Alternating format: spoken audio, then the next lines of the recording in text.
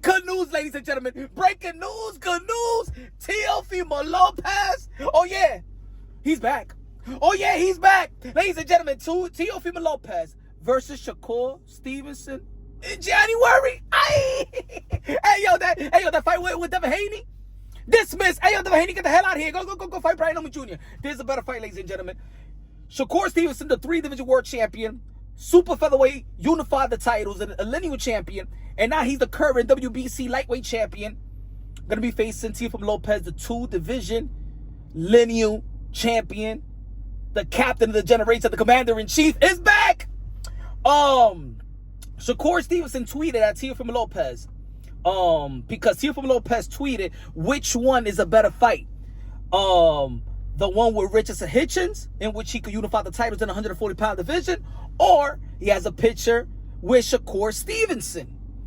Now, Teofimo Lopez tweeted at Shakur Stevenson, because Shakur Stevenson saw the picture. He says, yo, you call me out, little dude. I told you I'm down. He's down for the fight. So Teofimo Lopez tweeted, it's going to feel good when this little dude makes you his little bitch. In January. I suggest you take all the snack you possibly can. And even that, it won't help. It ain't help Caleb playing with Canelo Alvarez. It ain't help Demetrius Andre with David Benavidez. I don't know if it's going to help Terrence Bud Crawford to Canelo Alvarez. Maybe it did. Maybe. It's helping Bam Rodriguez. Bam Rodriguez is one of the pound-for-pound fighters in the sport of boxing. I know we've been talking about the snack, the snackers. And the influence and the affiliation with Victor Conte. Like we spoke enough about that. Let's talk on the positive note. Teofimo Lopez, Shakur Stevenson. Ladies and gentlemen, I believe that this is a better fight for Teofimo Lopez. I know he wanted to fight Jerome Bruce Ennis, and I wanted Teofimo Lopez. I respect both fighters, but you already know Teofimo Lopez, my guy. I wanted Teofimo Lopez to have the opportunity to become a 3-division lineal champion because Jerome Bruce Ennis had the lineal title. And it would have been a good matchup. You already know both of these guys won the 2015 National Golden Gloves.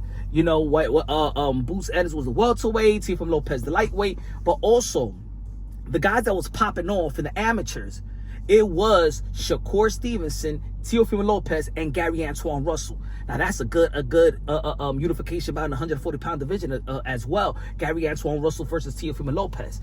But this right here, where Teofimo Lopez is at in his career, and where Shakur Stevenson is at in his career, pound for pound fighters, great momentum going into this fight.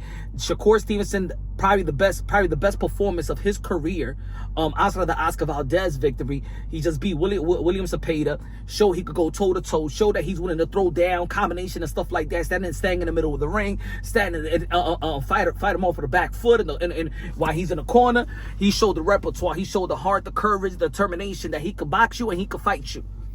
Teofimo Lopez's last outing is the one that actually stole the show out there in Times Square, in which it was a boring event, and the highlight of that event was Teofimo Lopez when he beat Arnold Barbosa.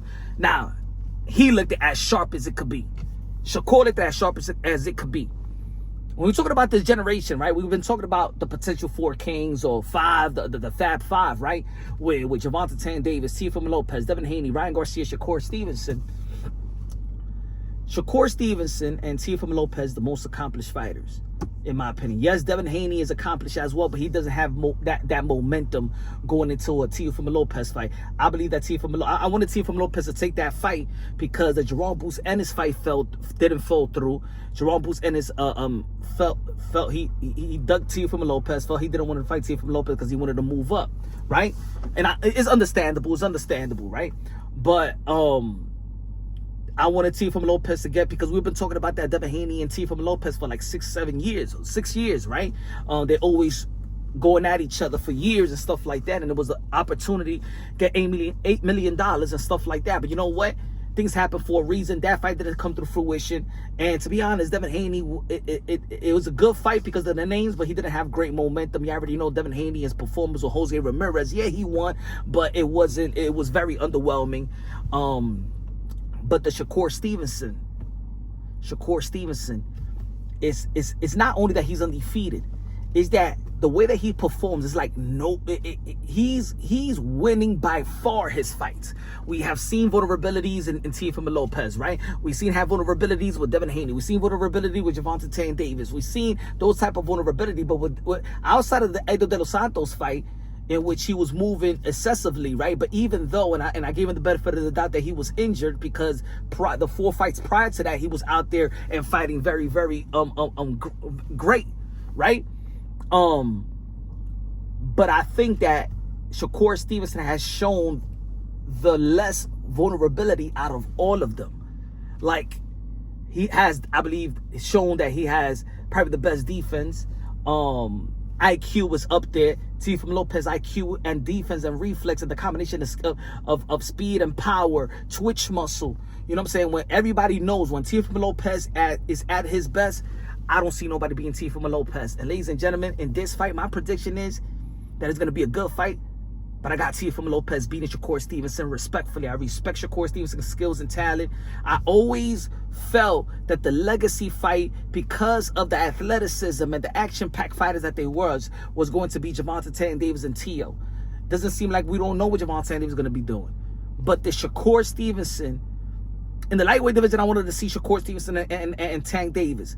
But if we're talking about truly legacy, that if Teofimo Lopez beat Shakur Stevenson, Teofimo Lopez will be the only one since Sugar Ray Leonard that has beaten 3 pound-for-pound fighters at the time they was pound-for-pound, elite pound-for-pound fighters.